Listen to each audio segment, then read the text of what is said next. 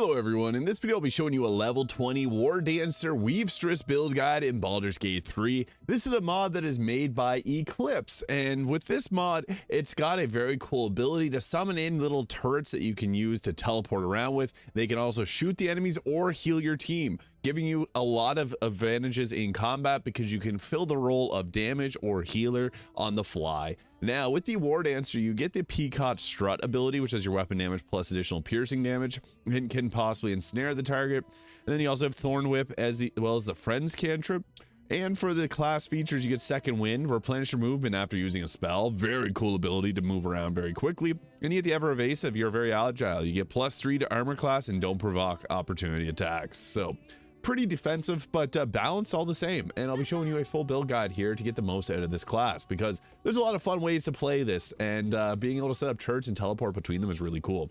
Now at level 20, we do get a lot of cool abilities with this as well. So at level 2, you get yourself the Reverse Cascade here, the next spell that would cost a spell slot you can cast for free. You get Guidance and Dancing Lights, as well as the Night Ode, giving an ally 1d8 of temporary health points using a flow. Now there's two different abilities that we got here, or two different resources that we got. So I previously did a video on the Blade Dancer. This time around we're going to be focused on the WEAVESTRESS, which gives us the WEAVESTRESS, lets you summon in these little turrets, and they're called weaves. Can consume weave charges to cast spells. So we got our summon there, and we got the bling, so you can teleport to any of your weaves in range, 18 meters. This gives us a lot of mobility, which we can just kind of dance around the battlefield as a true War Dancer. At level 14 here, we get ourselves the Sub-Step, which is basically Misty Step, but it uses a flow. And we also get ourselves the Charming Guise here, which prevents an enemy from attacking you by applying a charm, and that's a bonus action version of it. Now for our feats, an ability score improved to take up dexterity is going to be great. Better armor class, better initiative. You could also buff up the charisma too, so that is another option you could go with. I guess I don't know if I mentioned this. 16 charisma, 14 constitution, 16 dexterity, 10 intelligence and wisdom, and 8 strength there. So that's gonna be the ability scores that we'll roll with. At level 5, we get our own tempo. We're immune to difficult terrain and have increased movement speed. And we also get plant growth at level 5, which is a very powerful spell because it can crowd control without concentrations. At level 6, we get the Bewildering Grace. Hold an enemy still. They can't act or react. This is basically just the hold person spell with a different icon, and it uses one flow.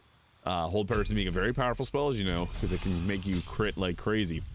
And at level 7, we get ourselves the Crusader's Mantle, which can empower your allies to get an initial 1d4 of radiant damage. That's pretty nice. It can work with some other builds very well. Now at level 8, we get ourselves the Moon Mote, but we also get the Weave, Rise, Exalted Renown. Weave cost 2. Command all weaves to cast Weave Meteoric Sunder. Not working at the current moment. And then we also got ourselves the Regain Exalted Renown. So I actually can... These do kind of work for us, so I will still show this all off. And at level 8, I think it's best to just bump up our dexterity to 20, although you could also go with a charisma increase. I think dexterity brings better benefits to us. At level 9, we get Death Ward, which prevents us from going down. It's a nice spell to always have. Level 10 gives us the Dance of the Generations, giving us a +1 to our actions. Actually pretty crazy. And we also get the Weave, Dance, Exalted Renown. Weave cost 2. Command all weaves to do Meteoric Sunder and Golden Nectar twice. And we also get ourselves a choice in a feat. So Alert is a really good one to have for the +5 to initiative and cannot be surprised.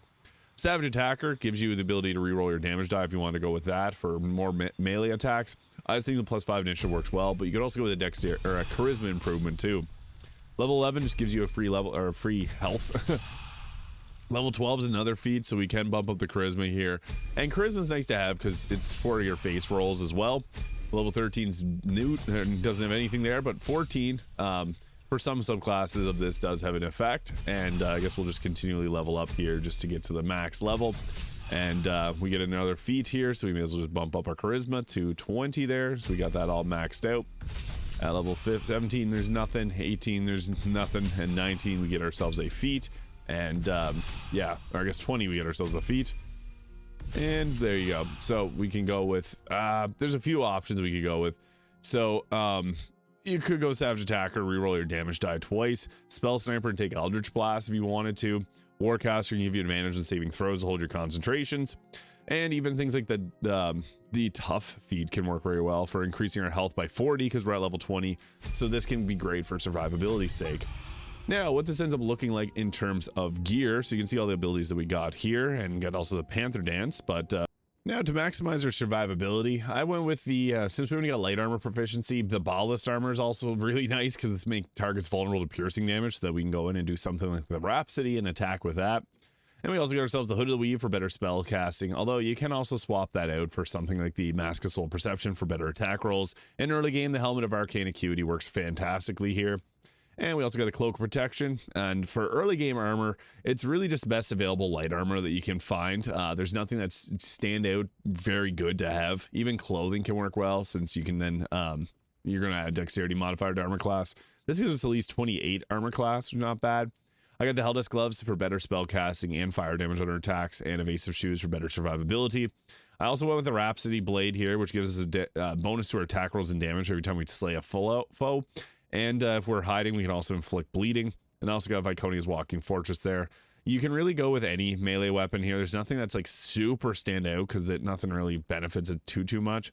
Even the Infernal Rapier here can be actually pretty effective if you just want to use Charisma for your spell casting. So you could alternatively go with that because it'll also give you a summon, which is really nice to have as this is kind of a support class.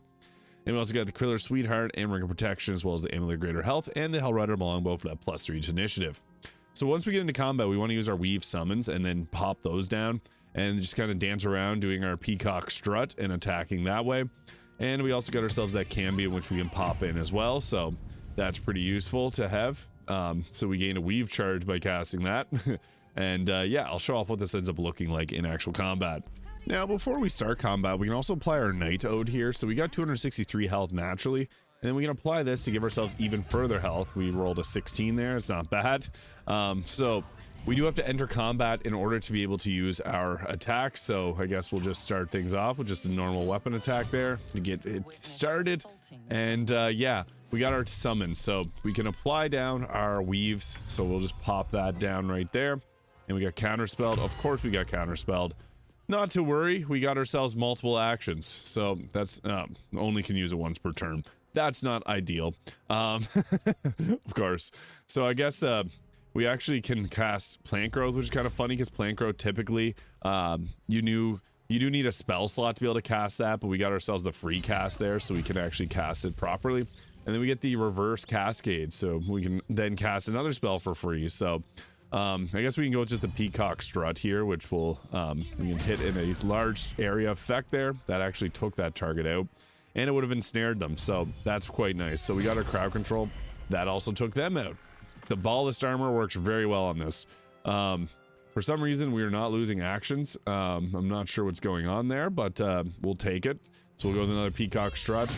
It might be giving us the ability to keep casting it.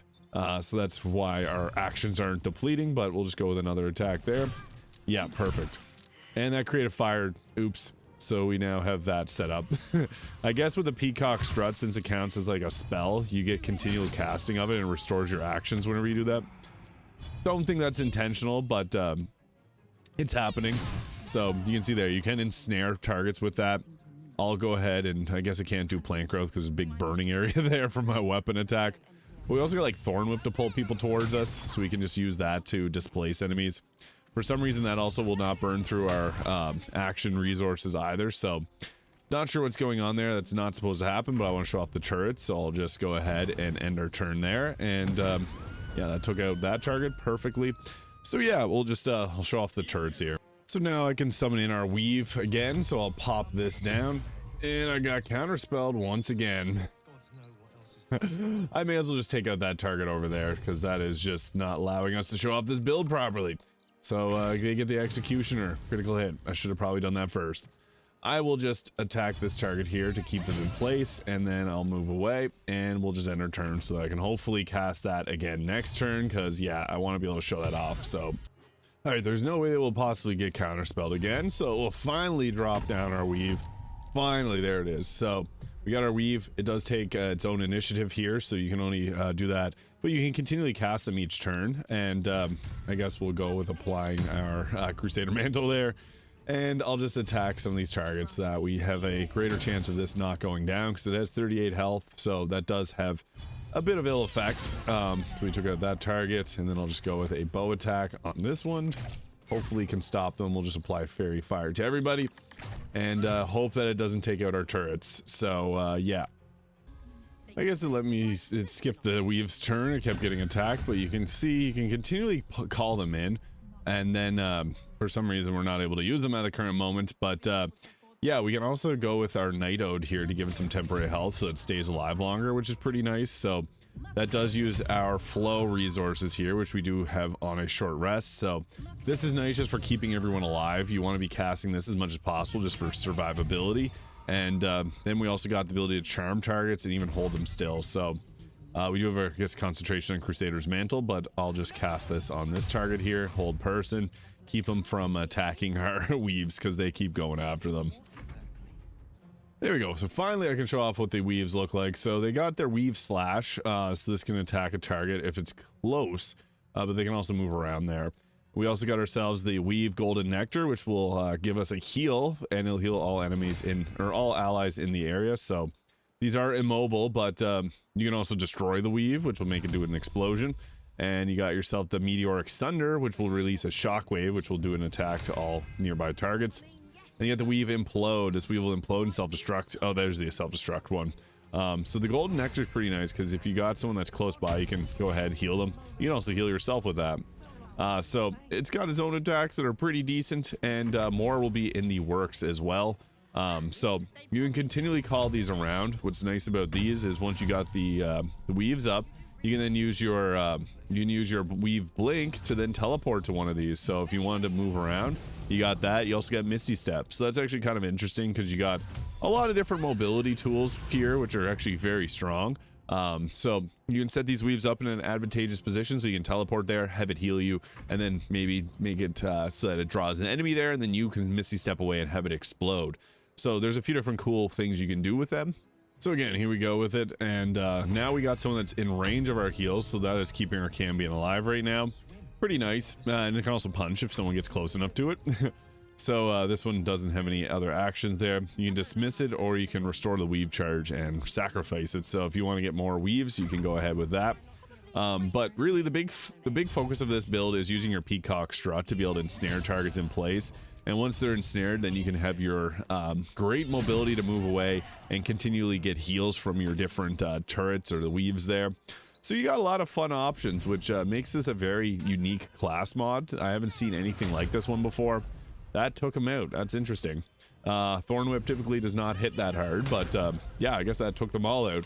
But you can see here, these got healing, so if you're able to get in range of it, it'll heal you, and you can also, again, teleport to them. So that's what makes them so fun. You got lots of options when it comes to what you can do with it. So we're going with our heals there. Heals, boom. And then if you wanted to, you could just make it explode. If you really had the, if you wanted to, I guess we'll just do that, just show it off. So boom, it can explode, you can teleport. Again, you can teleport to these, draw the enemies there, use your Misty Step to teleport away, and then make those explode.